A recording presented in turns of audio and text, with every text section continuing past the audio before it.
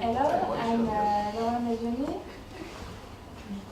Hello, I'm Laura Medioni. I'm a French radiology resident in Amiens. So I will present you a case of woman imaging. So, clinical history. It's a patient addressed for additional exploration of a pelvic mass of accidental discovery in ultrasound as part of a pelvic static balance. She's 52 years old, non-menopausal, and her principal antecedent is a simple cystectomy by left laparoscopy.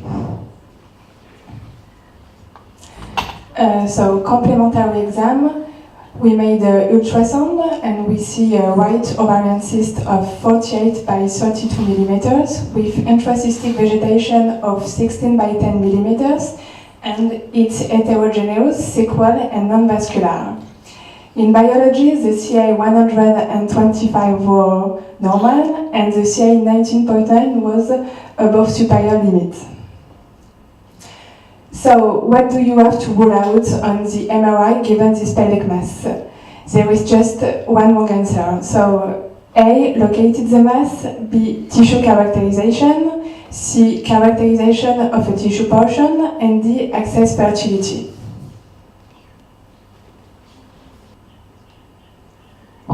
So, the wrong answer was access fertility.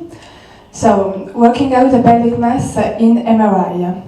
You can locate the mass, tissue characterization, it can be liquid, solid, or mixed. You can find a pure water cyst or organic cyst. And with an organic cyst, you can find vegetation, thick wall, and tissue portion.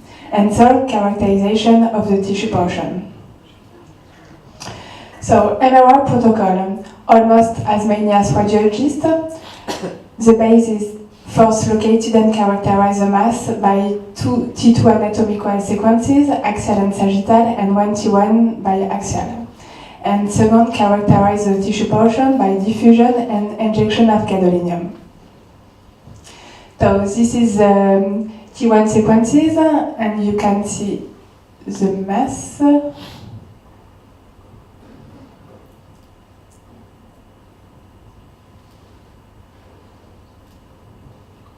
So, how to recognize an ovarian mass?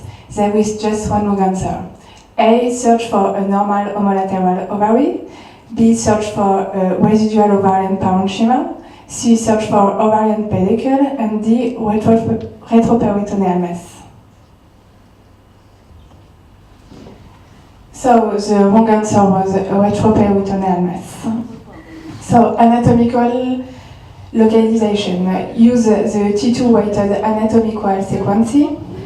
It's an ovarian mass because it's at the tip of the right lobe ovarian pedicule, no other right ovary, lateral uterine mass, and intraperitoneal mass.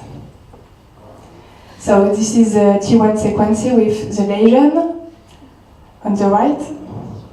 So we analyze attentively the signal of the lesion on T1 and T2 weighted sequences, and we determine whether it's a cystic mass or a solid mass. If it's a typically benign imaging with sinal fluid pockets, so it's a process, so stop investigation. But if it's a tissue mass or organic cyst, you have to make diffusion and injection, and you can see vegetation, thick wall, and thick partition. So this is a diffusion sequence.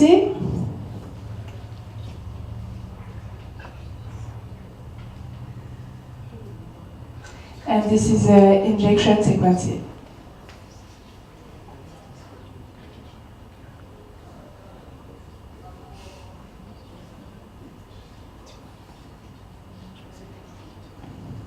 So the reasoning of the radiologist was, it was a right ovary mass, a cyst with vegetation of 7 by 9 millimeters, and this vegetation was in hypercinial diffusion and in spontaneous hypercinial T1. And after dynamic injection, we have a curve type 1. So this is the 3 type of curve, and so we have the first type we have a low enhancement, and this type of curve is associated to a benign lesion. The second type of curve, we have a moderate enhancement, and it's associated to a borderline lesion. And the third type of curve, we have an important enhancement, and after a stagnation, and is associated to a malignant lesion. So, given this MRI data, what is the most likely diagnosis? A. Endometriosis ovarian lesion. B. Ovarian metastase. C. Epithelial tumor of serous type. Or D. Tumor ovarian abscess. So the good answer was epithelial tumor of serous type. So the conclusion of the radiologist was cyst of the right ovary with a vegetation in hyperchineal diffusion, evocating at most a borderline epithelial tumor of the serous type without argument of malignity. A few time later, after the patient operation, we received the anatomopathology result. And it was histologically benign mature teratoma. So, what was the problem? No fundamental error on benignity, but we should have the diagnosis of certainty about MRI. So, where was our mistake? The error, too much importance for echographic analysis, and we have missed a fundamental step in the analysis on the MRI. So, which step did we miss? A. Coronal T1, B. Sagittal T2, C. T1 fat sat, and D. Sagittal T1. So, the good answer was the C. T1 fat sat. So, this is the forgotten stage. So, on the right you have the lesion in T1, and on the left the T1 fat sat sequences. So the correct reasoning was, first you have two location, so it's the right ovary. Second, tissue characterization, it's an hypertensive lesion in T1 and T2, and hypointensive lesion after fat saturation. So it was a fatty lesion, and the diffusion sequences and injection of gadolinium not theoretically necessary to its diagnosis. Thank you.